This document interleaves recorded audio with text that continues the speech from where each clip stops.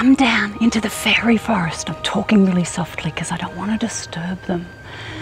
See, I've come down specifically because I was down here about 2 months ago and I made this really, really silly, whimsical wish.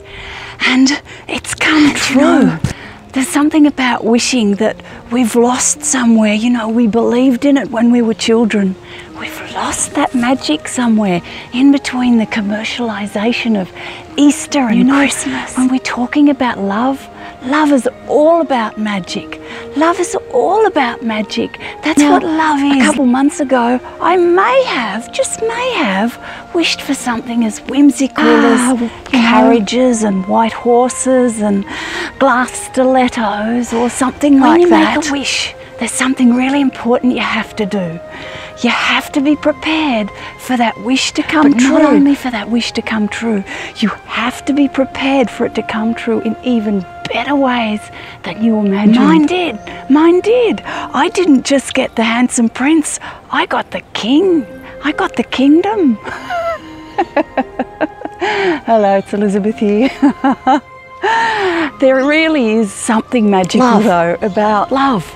Love is this magical thing that sometimes we lose sight of. You know, I've noticed sometimes people write this list of criteria that they want in a mate, and while that's all well and good when it comes to goal setting, those sorts of things aren't involved in love. When real love is concerned, love transcends time and space and criteria and sex and countries, and you know, sometimes you can fall in love with something that is so different to what you had have imagined, only to realise that it's the perfect thing that you may have envisaged at some time in your life, or that you may have come into this lifetime dreaming of.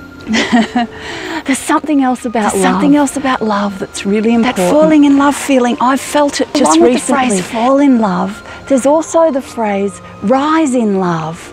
So I came across a really fundamental difference in the way I can behave around allowing myself to fall in love, which is a beautiful thing, but then causing myself to rise in love. Rising in love is actually an action. Falling in love is natural, to fall into that sense of, at last, that sense of things are working out, everything's perfect as it should be. I could not leave the fairy forest without giving you the key to the difference between falling in love and rising in love is how much you're breathing. Just imagine, you know, you're falling in love and you sort of sink into that feeling. You almost stop breathing. Make it debilitating just by stopping that natural flow of life, because that feeling is such a release and such a relief. So the only difference you need to make to rise in love is to take some deep breaths, to breathe in that feeling of the love, and really take that breath in, because the breath that we breathe, that's spirit, that's life, that's love itself, that's everything that has to do with the foundation of creation. So breathe into that love, those deep breaths, and rise in love. When you feel that love, start to rise with it.